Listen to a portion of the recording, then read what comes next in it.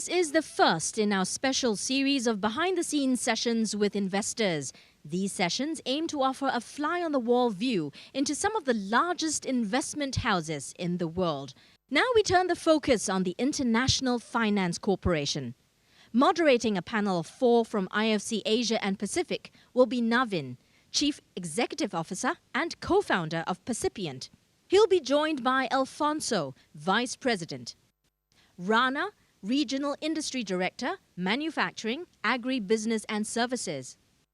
Rosy, Regional Industry Director, Financial Institutions Group. And Isabel, Regional Industry Director, Infrastructure and Natural Resources. We'll now go over to Navin and his panel of leaders from International Finance Corporation. Okay. Good morning, good afternoon, good evening, everybody, to all the attendees around the world. It is day 4 of the Singapore FinTech Festival. It is the Investor Summit, and it's a day dedicated fully to investors and investees around the world. Before I bring in the panelists, let me start by highlighting a massive milestone which seems to have gone quite unnoticed by the investor community. Earlier this week, the global stock market cap crossed $100 trillion in value. That's the number 1, followed by 10, 11, 12, 13, 14 zeros. That's $100 trillion. So this panel could not be timed better because what we have today with us is an opportunity, and I'm going to make the most of it on your behalf, to try and take you behind the scenes of one of the world's largest investors, which is the International Finance Corporation, which is a part of the World Bank Group. And they invest billions of dollars and do it across sectors, across geographies. And I'm quite excited that the panel today has a very stellar lineup. This is made up of its leaders based here in Asia Pacific. So I will be joined by Alfonso Garcia Mora. He's the Vice President for Asia and Pacific. Rana, who is the Regional Industry Director for Manufacturing, Agribusinesses and Services. Rosy, Khanna, Regional Industry Director for the FIG, or the Financial Institutions Group, as they call it. And Isabel, who's the Regional Industry Director for Infrastructure and Natural Resources. So we've got it all for you. So thank you all for joining. Let's start by, I'd like to try and give a little bit of an overview. So our world, of course, has gone through a massive and a forced reset this year. And all of us have been talking about it the first 3 days. It's something that none of us have experienced in our lifetime. So the investment community is seeing great challenges. The investees are seeing great challenges, but there are also a lot of opportunities. Essentially, investors need to participate in a way better than before in building back better, which is what is the topic of our panel today. So let me start, Alfonso, if I may, looking at yourself, that you take a very cross-border view, across sector view of the investments opportunities that are there in the market. Now, as we begin to come out of the pandemic, which sectors in IFC's view are now looking most attractive? And if you can give us IFC's top 3 most attractive, and also give us IFC's top 3 not so attractive. And they could well be ones which belong to the ladies on the panel. So ladies, bear with me if the one that Alfonso says is not attractive belongs to you. So Alfonso, over to you. Thank you very much, Navin, and thank you for having us today in this great festival. So let me start by saying that I hope we are strategic enough in IFC, and therefore the sectors that we have are the sectors that we think need to be in IFC, and all of them have I would say, attractiveness.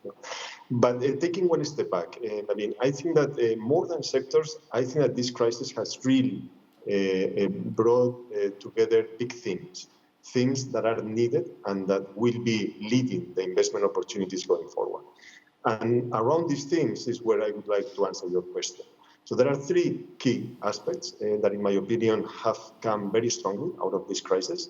One is digital. the need to digitalize the economies, the need to provide access to digital facilities to households, to SMEs, to families, because we have to keep in mind that there are 3.8 billion people in the world that are flying.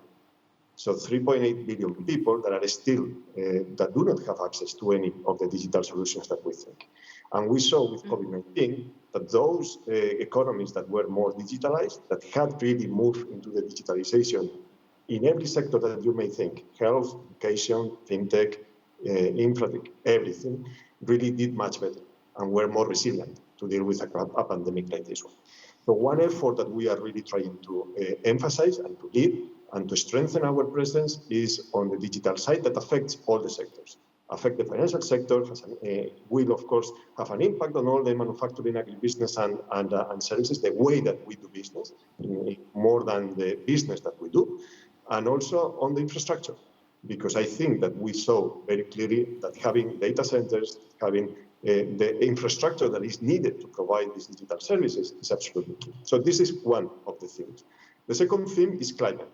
And I think that this is, it will become even more relevant in this resilient recovery phase. No? So after the relief, after the restructuring, comes the recovery.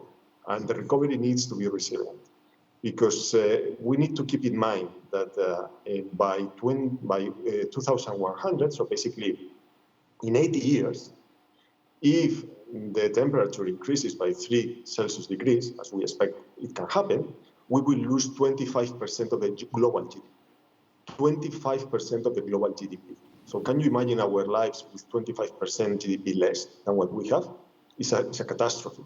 So we need to build back better, and it will have a huge impact on infrastructure. We need to do infrastructure differently. We need to think on green infrastructure. We need to think on how the financial sector needs to be adjusted to this new situation with a totally different way of managing risk, with a totally different way of managing externalities. And we need to adapt our real economy, our real sectors, to this new situation. No? But in all the aspects, tourism, housing, agribusiness, all the sectors that you may think. No? So this is the second big topic. No? And then, if I may, there is a third topic that is also important, which is how the supply chains have been disrupted by this COVID-19. I think that there is a clear, different way of thinking on how the economies and how the sectors, how the private sector needs to position towards what is coming next. No? So in a nutshell, what I would say is that the private sector will be more relevant than ever as a result of this crisis, because the public sector will not have the capacity to invest on many of the needs that the economies will have. The fiscal space is going to be super limited, and therefore the need to bring the private sector around these themes is going to be. Got it. But I'm not going to let you go without telling us which are the 3 sectors that are not attractive from your perspective. Let me tell you, coal is not attractive. Okay, that was a slam dunk. All right. That was a good one. Yeah. No, honestly, I think that we really need we need to be creative. No? I think that we need to really think out of the box and think not on the sectors that were relevant 50 years ago, but on the sectors that are going to be relevant. And probably this is not a binary decision. It is not, we will not invest anymore on pick up one sector or whatever, no? Chemicals. No, of course that we have to, but we have to invest on a different way in this sector. No? I was talking with Rana, for instance, last week. We had a fantastic operation on marine plastics with Indorama Ventures, no? One of our clients in Asia, to work on to decrease the pollution on marine plastics, no? To really help the recycling and going in that direction. So my point is, we need to change the way that we approach some sectors, and it doesn't mean that some sectors will not be attractive. They will be if they adjust to the new situation. Got it. Thank you for that, Alfonso. Let me move over to you, Rosy. You know, you're responsible for FIG for Asia and Pacific, which is the Financial Institutions Group. Mm-hmm. Let me approach it from the fintechs side here. That, of course, they've been badly affected. Capitals run dry. We were hearing on the panel before that you've not got to do more with less in the future, or at least for the foreseeable 12 to 18 months. So if a fintech has to consider raising money from the IFC, what stars must align? What must come together for them to get your interest in looking at what they do and potentially even investing in them? I do know that IFC tends to largely invest in incumbents and more on the debt side. And that's a question I'll come back to Alfonso for. But for the fintechs who are primarily looking for equity investing, what would you think, what would you advise them to look out for if they have to consider IFC as an investor? Thank you. What I would like to start by saying is that IFC as an investor is fully committed to digital financial services in the financial sector broadly. And that includes both traditional financial institutions as well as fintechs. On the fintech side, we have been an investor since 2007 in the fintech space. We have a portfolio today of about $500 million in 57 companies, valued at about $11 billion.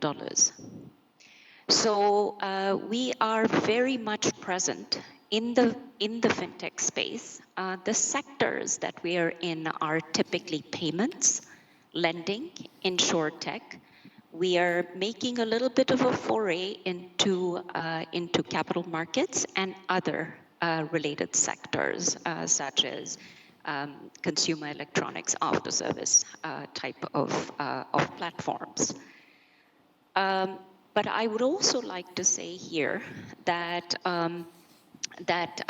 we have been present in both early stage, but primarily in growth stage companies in the fintech space.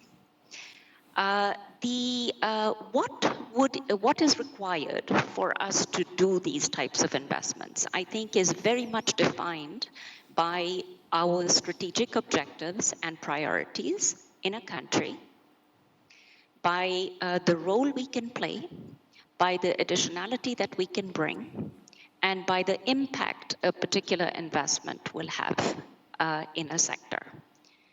The objectives with digitization in financial services are really all about inclusion, the cost of providing services, but also of bringing about efficiency in the sector as a whole. We are very present with just traditional financial intermediaries, and I'll describe 3 phases of that engagement. The first phase is the transitioning of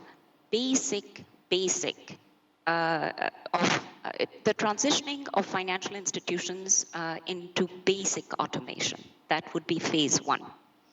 Phase 2 would be the transformation of these players into digital players. And the third would be the creation of neobanks from the ground up. Our sweet spot outside of the fintech space in the financial institution space is between phases 1 and 2.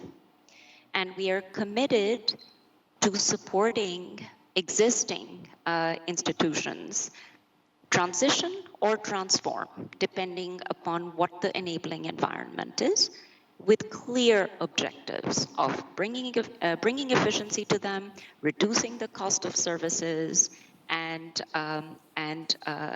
enhancing financial inclusion, which is the need of the hour. Got it. And if I may, I don't know if you may have that number off the top of your head.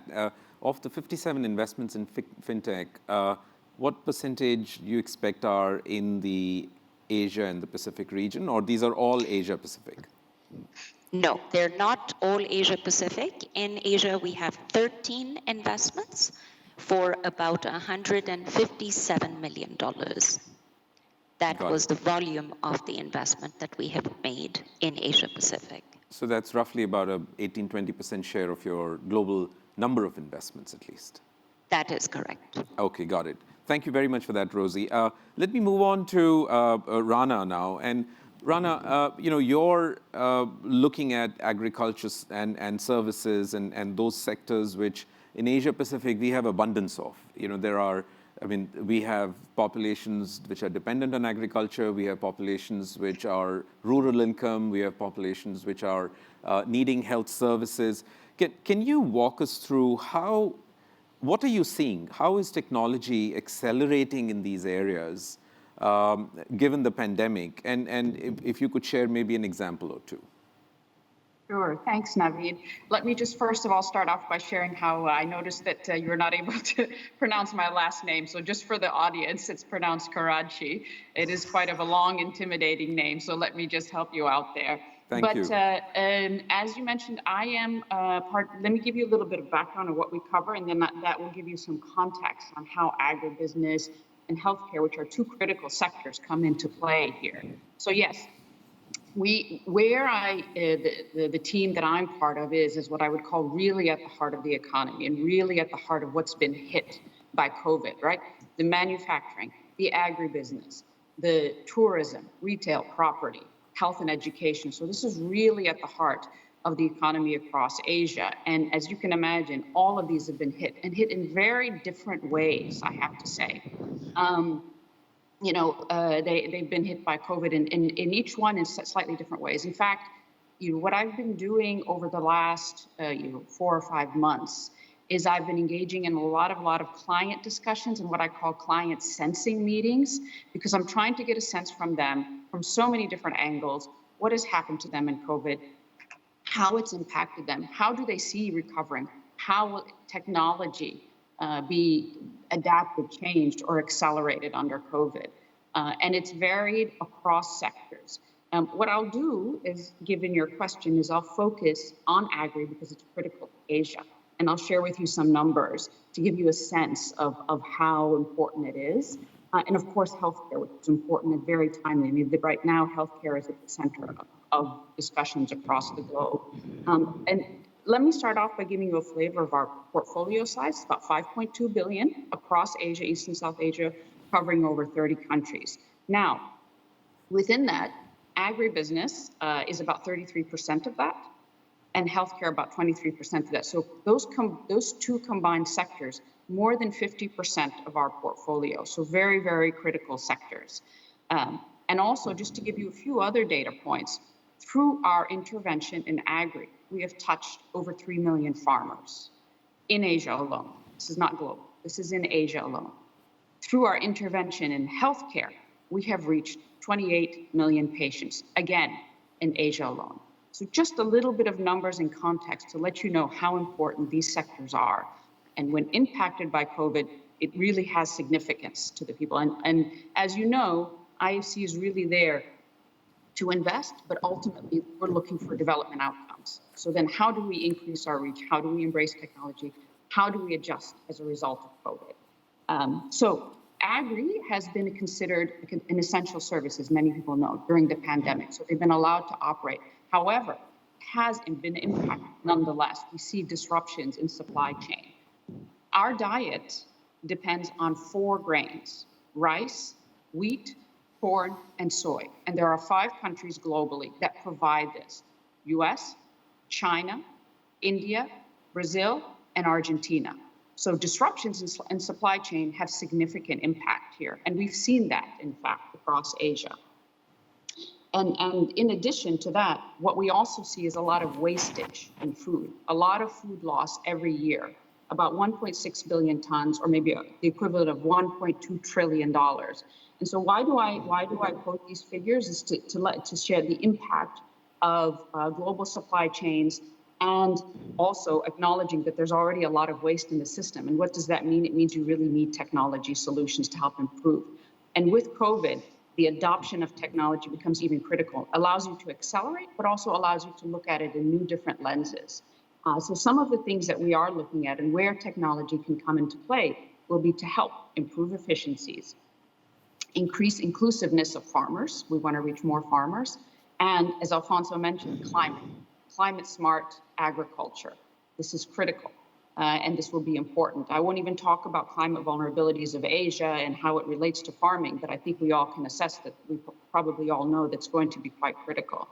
So this is something that we've been looking at. And so some of the things that we look at are in the technology space would be, farm management software, precision agriculture, supply chain management, crop data. Smart irrigation is something that's all important. And how do we leverage technology? We do it through our clients. We both invest in some of these technologies, ag tech companies, but we also leverage our clients, who are our partners, to deploy technology through a detailed advisory engagement. So let me give you, on the ag tech side, just a couple of examples. So one in India is a company called AgroStar. And this is an e-commerce and advisory platform that works with smallholder farmers to give them access to high quality seeds, inputs, pesticides, nutrients, and all to help enhance yields as well. And then another example would be a client that we work with who's based here out of Singapore, a long-standing IFC client, Olam, where we work with them across the globe. And right now we have an advisory platform where we're helping them enhance and roll out their digital platform. And why is that important? It's because through this digital platform, they can reach more farmers, they can train the farmers on how to improve their yields. They can increase predictability of what the farmers provide and hence facilitate access to finance to farmers. And with that predictability, you lead to areas of elimination and improvement of efficiencies, hence elimination of waste. There are many, many more, but those are just a couple that I thought would be relevant for our discussion today. Let me just briefly touch on healthcare. I think healthcare, you need to do more than a brief touch, but I'll try my best to keep it short, because you cannot talk about COVID impact. You can't talk about IFC without talking about healthcare intervention. This is clear. And this one was also considered an essential service. So we've seen healthcare, even though, again, it was an essential services, there was a lot of disruption we saw, where our clients were providing services and facilities and equipment related to COVID-19, their demand went up. Elective services went down. So it really was a mixed bag. And again, when we're looking at building back better, how does the industry move forward in a more inclusive and efficient way? It has to be done with technology. Again, with healthcare, you have things about the global remote healthcare market. So one statistic that might be, to give you a perspective, would be, doctor bed density, right? Beds per 1,000 people.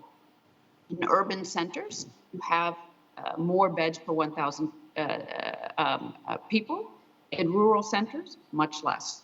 So just to give you an example, in Delhi, Mumbai, you have about 3 beds per 1,000, whereas out in the rural areas, it's less than 1. So how do you bridge that gap? Through technology. The technology will be there to help bridge and to improve access through telemedicine, teleconsult, virtual diagnostics in the more remote areas. And then, of course, e-prescriptions. Right? We're seeing increasingly. China has really gone accelerating e-prescriptions, but this is an area we see across our clients will be critical. We expect that e-prescription market to be about 1 billion right now and really set to grow. And the last thing that I would say is that we are intervening here in a number of different ways. We are supporting a global health platform that we've just rolled out. It's about 4 billion in size, with the intent to support companies that are providing either vaccine support or PPE related to the need to support COVID-related treatment. And so we have a number of clients that we're working with in Asia, and I'm actually, it's really great to be able to say we've actually worked with a company in India called BioE that's partnered with Johnson & Johnson on vaccine development and production. So, and we're talking to a few more. But there's the immediate need, but then really to build back better, it's going to be technology through teleconsult, e-prescriptions, telemedicine. And we're now experimenting with some digital platforms to help roll that out. Wow. How do you even keep track of all of this, Rana? It's impossible. My God. Okay. Let me, Isabel, let me just, bring you in here. And you're responsible for infrastructure and natural resources. Let me take my chances and push you here a bit. So the ADB is potentially a worthy competitor for the IFC. They've launched a clean tech sandbox very recently. I'm wondering if, are you looking to launch something similar so that you could attract portfolio companies, or you think it's not necessary, you're big enough and you can still keep attracting interest from clean tech startups? Thank you. So indeed, this is provocative. First of all, let me say we collaborate extensively with ADB across infrastructure in Asia, and Infratech is actually no exception. My sense is that you will see us complementing each other, and I would suggest that companies that are looking into this space, as you were talking about the clean tech startup, that look at all the options available to make sure that they understand what fits them best. So indeed, I think we are looking into how to support this space. I think one example could be several companies are building smart infra solutions in tech. So electric mobility, battery storage systems, battery recycling, reuse, industrial IoT, warehousing robotics, to name a few. A lot of them require that critical 3 to 5 year capital before they can meet the investment criteria of a commercially focused investors, including our venture capital business. So we could think of a solution that could support a pipeline of these investments until they become investable by our mainstream business, which is the one that Rana, Rosy, and I manage for Asia under Alfonso. So, but briefly, although this space is new for us, we think that we could be supporting firms through, for example, an incubator that invites such businesses to apply with a view to working with, say, 10 companies a year. This could include not only discussion forums and enable them to connect with the industry and investors, but also guidance on business plans, and connecting, of course, our advisory and upstream programs and our World Bank colleagues to this space. We could also think of a small seed stage funding envelope, which potentially we could use to, say, fund the top 1 or 2 companies graduating this year. To give you an example, the AI for Biz initiative, which is an initiative that we are doing, IFC in a VC space alongside Stellaris, is one of our strategic ventures. And they've launched with the hypothesis that India could be at the forefront of this change, and that AI software companies could therefore create pretty much unprecedented economic and social impact, not only across South Asia, but globally. So they launched these initiatives, and we've had tremendous response. We had over 100 companies applying. 20 companies were shortlisted for jury presentations, of which 10 companies in the cohort have been selected to be introduced to us. So these companies cut across all verticals: healthcare, infrastructure, insurance, retail. So we do think that there's a bigger space for all of us, and I do think that we're going to be complementing rather than competing. Got it. Excellent. Let me circle back with you, Alfonso. I promised I'd come back with a difficult question, but maybe it's not. The IFC, of course, as I said earlier, is known generally to be an investor in incumbents or larger businesses. You want to switch that light on? Yeah, okay, there you go. Thank you. When we build back better, it is the younger companies that need capital more than the incumbents. But if IFC generally is, one, investing into incumbents, and second, investing more on the debt side, how do you sort of square that circle and grow that pie that Rosy spoke about? Is, I would argue, it's only 57 companies. Maybe it should have been 570, or it should have been 5,700. But how do you square that circle and say, look, we are increasing our risk appetite, or say, no, we're never going to do that? And, and that's fine too. I mean, that's a key question, especially in the current context, no? where we know that we might need to increase, as we like to say, our risk appetite, because the world needs more risk appetite in this context, no? In order to go out of this crisis. But I have to say that IFC invests across the whole chain of the capital structure. So we are also present on early stage, we are present on capital, we are present on mezzanine, we are present on debt. To give you a sense, in terms of equity, actually Asia Pacific is the main region for IFC. We represent more or less 50% of the total equity portfolio of IFC is in Asia and Pacific. So to give you a sense of the vibrant ecosystem of the region and the need to really strengthen our capital or our equity position in the region. On early stage financing, it is true that we don't invest on Series A, so we go more to B and C. Because of the nature of our business and the type of investments that we do. No? But it is absolutely true that early stages and an equity investment on the early stages, startups are on top of our agenda, because we know that especially in those markets that are nascent markets, that are developing economies, we need to create the market. And in order to create the market, we need to create entrepreneurship ecosystem to do that. No? So we are significantly present in those markets on startups. It is true that probably not that much on those markets that are more mature on startups, because we need to create additionality. And in those markets where the additionality that we bring is not so clear, we prefer to focus on other markets where we are in most need. And I think that this is it's an important issue to understand the strategy of IFC towards this industry. No? But the second is that we are not a VC. So at the end of the day, IFC is more than a VC, than a venture capital. No? So we always co-invest. We always invest with others. And we try to bring the additionality that IFC can bring, either financially, in those markets that are tougher, that are more difficult, low-income countries, IDA countries, markets that really need someone to the risk. The signal of IFC entering into these countries in specific sectors is very important, because it mobilizes other private capital and can open the market for other players. But whenever the market is mature enough and there is no need for IFC, we go out of this market, and then we let the market operate as it should. No? So I think that this is important, and we always enter as a minority investor.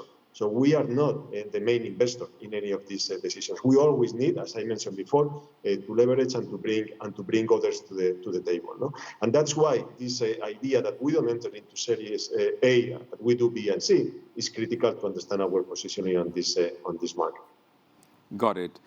If I can add, Navin, I do want to explain the difference in the scale to you. So our portfolio in FIG in Asia Pacific, in terms of committed amount, is about $9 billion.